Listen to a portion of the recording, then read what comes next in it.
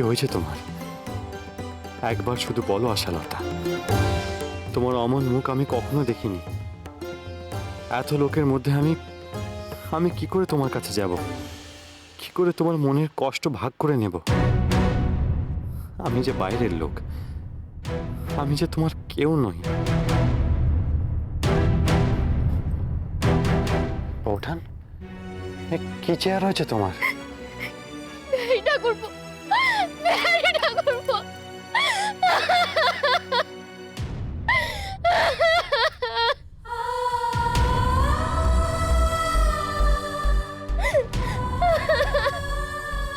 বোঠান, ওঠান, ওঠো, ওঠো, বসো এখানে। তুমি যখন সিঁড়ি থেকে নামছিলে তখন তোমায় দেখে আমি বুঝতে পেরেছি, কিন্তু যেই পৌঠানের মুখে সবসময় আমি হাসি দেখেছি, তার চোখে জল কি আনলো? বলো পৌঠান, আমাকে বলো। এটা করবো আমি, আমি না, জল খাও।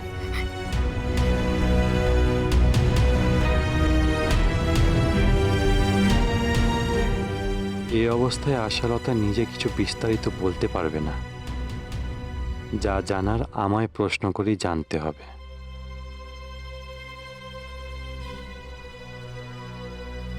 বৌঠান,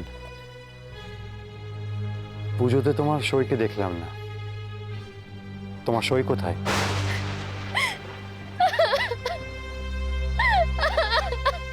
বৌঠান, তুমি বললে না, আমি কি জিজ্ঞেস করলাম? তোমার তোমার সই কোথায়? ওপরে, ওপরে ঠাকুরপো। উপরে মায়ের ঘরে? তাহলে আমার ঘরে, আমার ঘরে ঠাকুরপো।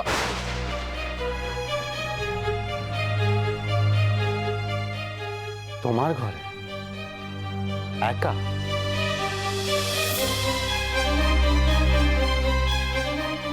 এদিকে তাকাও বোঠান, তুমি নেই তা সত্ত্বেও তোমার ঘরে তোমার সই একা কি করছে বলো?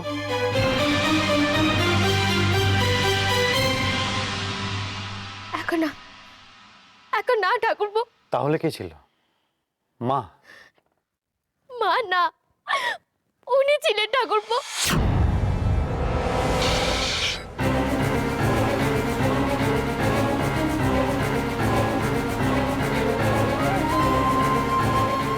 মহিন্দা? কিন্তু তা কি করে সম্ভব? মহিন্দা তো বাড়িতেই ছিল না। উনি ফিরে এসেছিলেন, কিন্তু কিন্তু আমি টের পাইনি।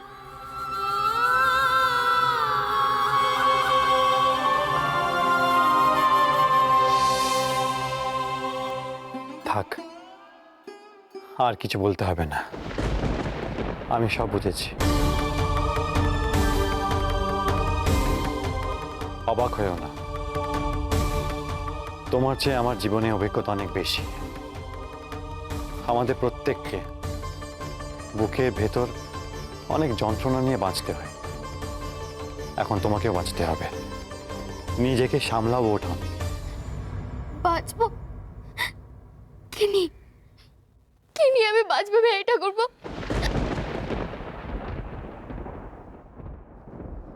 বোমা, আরে মহিনের পাতে একটু ডাল দাও, বেটারা শুকনো ভাত মেখে খাচ্ছে। হ্যাঁ, ডাল দাও, ডাল দাও। দিচ্ছি।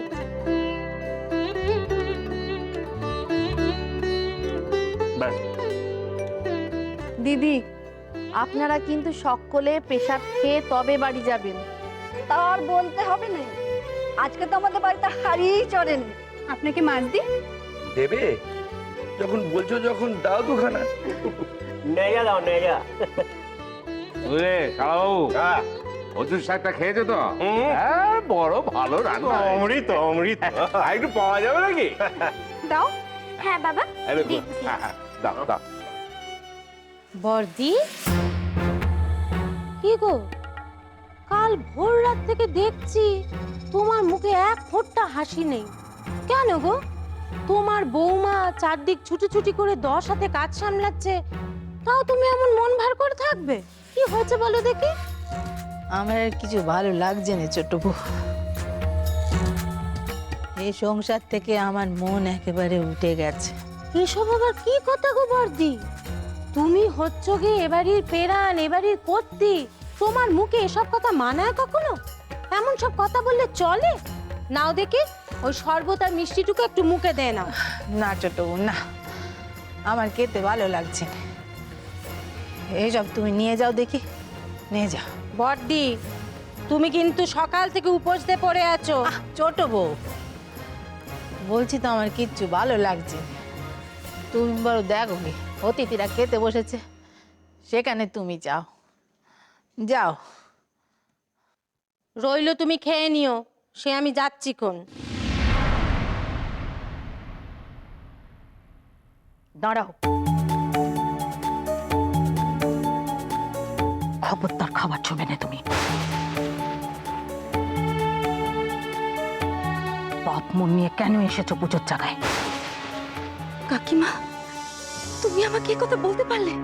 যা বলেছে ঠিক বলেছে বিনোদিনী। তোমার ওই অসুস্থ শরীরে বাড়ির অতিথিদের খাবার পরিবেশন করার কোনো দরকার নেই। মেজগিনি ওই কালনাগিনীর হাত থেকে পাত্তরখানা কেড়ে নিলে কেন? তুমি তুমি যাও এখান থেকে, যাও বলছি, যাও। ও বাবা, অমন হাত দেখিয়ে কোথায় যেতে বলছে?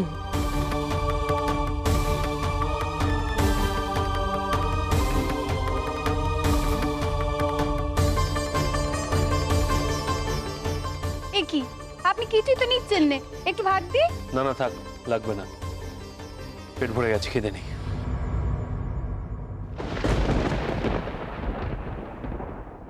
আমি তো রাধা মাধবের মন পেরান দিয়ে সেবা করি, তাহলে কি আমার কোনো ভুল ত্রুটি হয়েছে?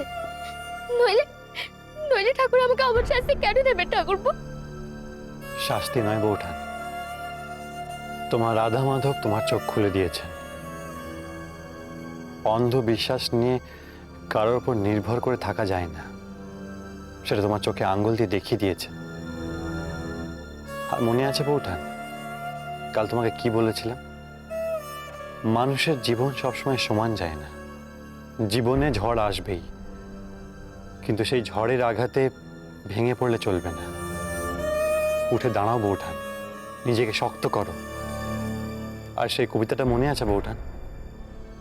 মনে রে আজ কহ যে, ভালো মন্দ যাহাই ঘটুক, সত্যের লও সহজে। কিন্তু কিন্তু আমার যে হাত পা কাঁপছে ঠাকুরপো, সব শক্তি হারিয়ে গেছে। না, কিচ্ছু হারায়নি, এ তোমার মনের দুর্বলতা। তুমি পারবে বৌঠান, তোমাকে পারতেই হবে। যারা অন্যায় করেছে, যারা বিশ্বাসঘাতকতা করেছে, তাদের শাস্তি তুমি পাবে কেন? তাদের অপরাধের বোঝার তলে তুমি পিষে মরবে কেন? চোখ মোছো বৌঠান, মানুষের একটাই জীবন। এই সুন্দর পৃথিবীতে নিজের জীবনটা হেলায় নষ্ট করো না, বাঁচতে শেখো বৌঠান। বাঁচবো? কার জন্য বাঁচবো? কার জন্য বাঁচবো আমি ঠাকুরপো? নিজের জন্য বৌঠান, নিজেকে ভালোবাসতে শেখো বৌঠান। এতদিন তুমি অন্যকে ভালোবেসে অন্যের জন্য বেঁচেছ, আজ থেকে তুমি নিজের জন্য বাঁচবে। কিন্তু কি করে? আমি যে একা পথ চলতেই পারি না ঠাকুরপো, যাদেরকে আমি আমার প্যারেন্টের চাইতেও বেশি ভালোবেসেছি, আমার প্যারেন্টের চাইতেও বেশি ভরসা করেছি, তারা যে আমার পথের দোলে ফেলে রেখে চলে গেছে। কে আমায় পথ দেখাবে ঠাকুরপো? আমি যে বড় একা হয়ে গেছি, এই সংসারে যে আমার আর কেউ নেই ঠাকুরপো, কেউ নেই। কে বললো তোমার কেউ নেই? আমি আছি, আমি তোমার পাশে আছি বৌঠান। মুখ তোলো, আমার দিকে তাকাও, এবার নিজের চোখে জল মোছো। মনে আছে বৌঠান, আমি তোমাকে একদিন বলেছিলাম তোমাকে সমস্ত বিপদ থেকে বাঁচাবো। আমি কিন্তু নিজের প্রতিশ্রুতি একবারও ভুলিনি। আমি যতদিন বাঁচবো নিজের প্রাণ দিয়ে তোমাকে রক্ষা করব, তোমার পাশে থাকবো। হ্যাঁ বউটা।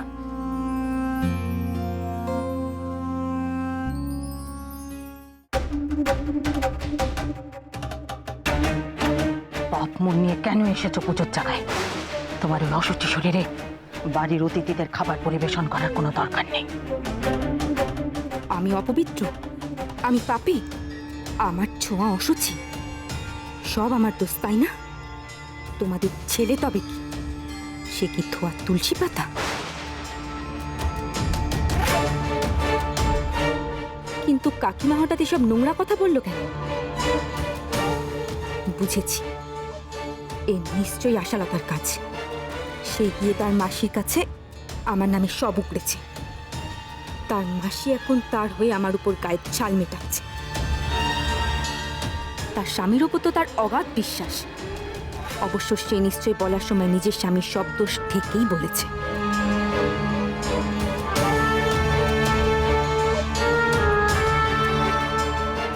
বিনোদ, এখানে কেন এসেছেন? তুমি খাবার ওখান থেকে হঠাৎ করে চলে এলে কেন? কাকিমা কি তোমায় কিছু বলেছেন? সে কথা আমাকে জিজ্ঞেস করছেন কেন? যান, গিয়ে আপনার কাকিমাকে জিজ্ঞেস করুন। কোন অধিকারে তিনি আমাকে অপমান করলেন? আমি খাবার চুলে পা, আর আপনি 10 জনের সাথে বসে খেলে সেটা বুঝি পুণ্যি? আমি যদি পাপী হই তাহলে তাদের সাধের মহিন কি? কি বলছো বিনোদ? কাকিমা তোমায় এসব কথা বলেছেন? তোমায় এমন বিশ্রী ভাষায় অপমান করেছেন? কেন, আকাশ থেকে পড়লেন মনে হচ্ছে? আপনি আপনার বাড়ির লোককে চেনেন না? বাড়ির ছেলের শব্দ সবসময় তো মা, সে কথাও কি বলে দিতে হবে? বিনোদ, বিনোদ দেখো, আমার কোথাও একটা খটকা লাগছে। কাকিমা শুধু শুধু তোমার এরকম নোংরা ভাষায় কথা শোনাতে যাবেন কেন? সেই কেনর উত্তর আপনার শিশুর মতো সরল নিষ্পাপ বউকে গিয়ে জিজ্ঞেস করুন না। আশা, আশা কাকিমার কাছে গিয়ে নালিশ করেছে? একটা কথা পরিষ্কার করে জেনে রাখুন মহেন্দ্রবাবু, কলঙ্কের ভয় আমি পাই না। আমার গায়ে যদি কালির দাগ লাগে, আপনার গাও কিন্তু পরিষ্কার থাকবে না। আপনি শৌখিন মানুষ, আপনার ধূপ দুরস্ত কাপড়ে কালির দাগ সহ্য করতে পারবেন তো?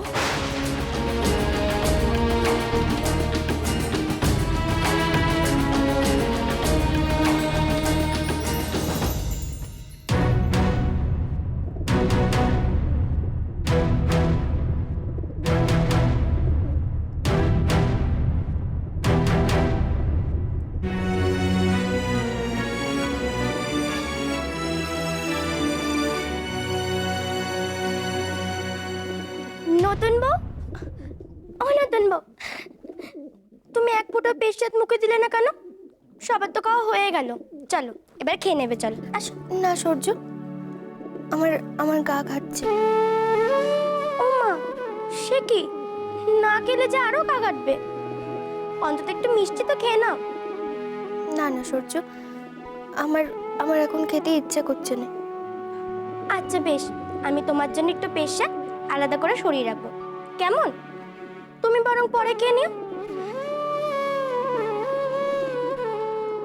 তোমার কি হয়েছে নতুন বউ? তোমার মুখ কেন শুকনো দেখাচ্ছে কেন? অন্যদিন তো তুমি কত আসো, কত গপ্প করো, আর আজ আজ তোমার মুখের হাসি পেরানের গপ্প সেসব কোথায় গেল? কই, কিছু কিছু হয়নি তো সূর্য? ও বুঝেছি, আসলে সারাদিন এত খাটাখুটনির পর তোমার শরীর ছেড়ে দিয়েছে, তাই তো? আচ্ছা তুমি বরং যাও, একটু ঘরে যাও, নিয়ে ধুয়ে একটু বিশ্রাম নাও, কেমন? দেখবে কালই তোমার শরীর ঠিক হয়ে গেছে। আমি বরং এখন আসি ভাই, ওদিকে পুজোর জিনিসপত্র সব ছড়িয়ে আছে, সেসব যে গুছোতে হবে। এখন আসি, কেমন?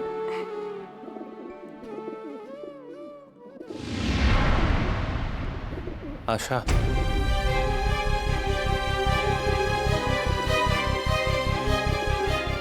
হে রাধা মাধব, আমাকে শক্তি দাও, ওনার সামনে যেন ভেঙে না পড়ি, উনি যেন আমার মনের কথা কিচ্ছু টের না পান, আমার কারণে ওনাকে যেন লজ্জায় না পড়তে হয়।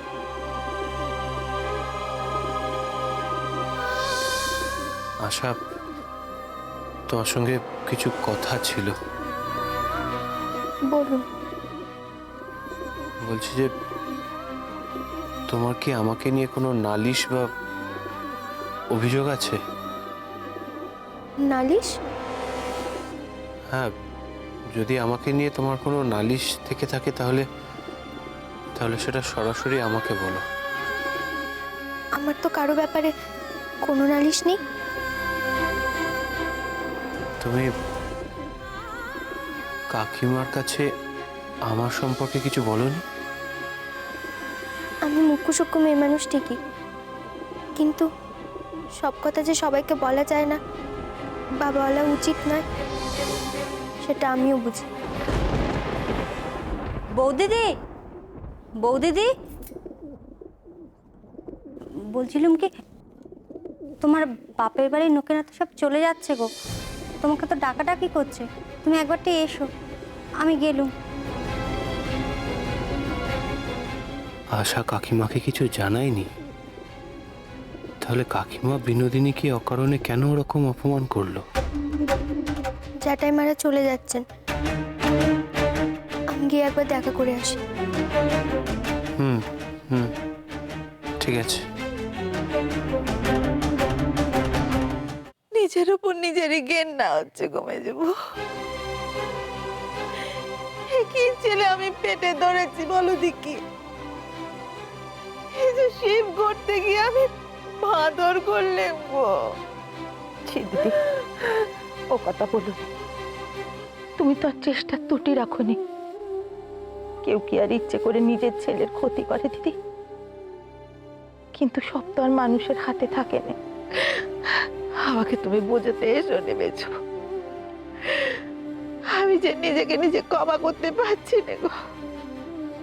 ছোট্টবেলা থেকে মইন যা কিছু আবদার করেছে তাই তাকে হাতের সামনে এনে দিয়েছে। আমি যে নিজেই নিজের ছেলের সর্বনাশ করেছি ঘুমে যাব। থাক না দিদি ওসব কথা, যা হয়ে গেছে হয়ে গেছে। এখন একটু চুপ করো দেখি। মইনকে তুমি অনেকবার ডাক দিয়েছ, আমি মনে মনে রাগ করেছি মেজো। আমাকেও তুমি বারণ করেছিলে মইনের মেজাজ মসজিদে আমল না দিতে। আমি শুনি নেমে যাব। সেদিন যদি তোমার কথা শুনতে মেজো, তাহলে আজকে যে এই দিনটা দেখতে হতো না। দিদি, যে সময় চলে গেছে তাকে তো আর ফেরানো যাবে না। এখন একটু সামনের দিকে তাকাও দেখি। এই বিপদের হাত থেকে কিভাবে নিস্তার পাওয়া যায় সেই কথাটা ভাব। মেজো, এখন আমি কি করব বলো? আমি কি করব? আমার যে গলায় ধরে দেওয়ার ছাড়া আর কোনো উপায় নেই গো। ছি ছি দিদি, সে যে মহাপাপ। তাছাড়া অন্যের পাপের শাস্তি তুমি কেন নেবে? এখন আমি কি করব? ওই কচি মেয়েটার সামনে গিয়ে আমি কি করে দাঁড়াবো তুমি বলে দিতে পারো? এ কি, তোমার কি হয়েছে মা?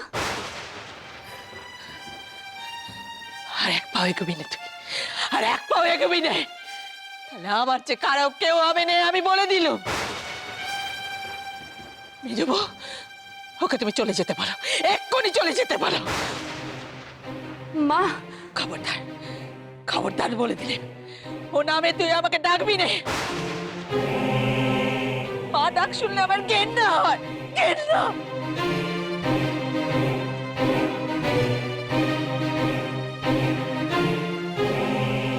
তার মানে বালি এসে মার কানেও লাগিয়েছে।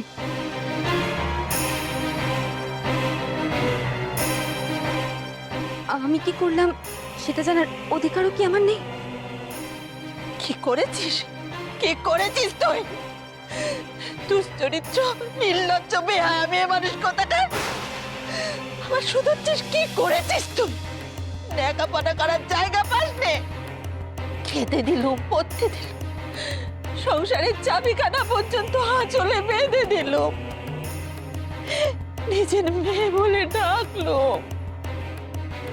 এই তার প্রীতিদার, পেছন থেকে তুই আমাকে চুরি মারলি।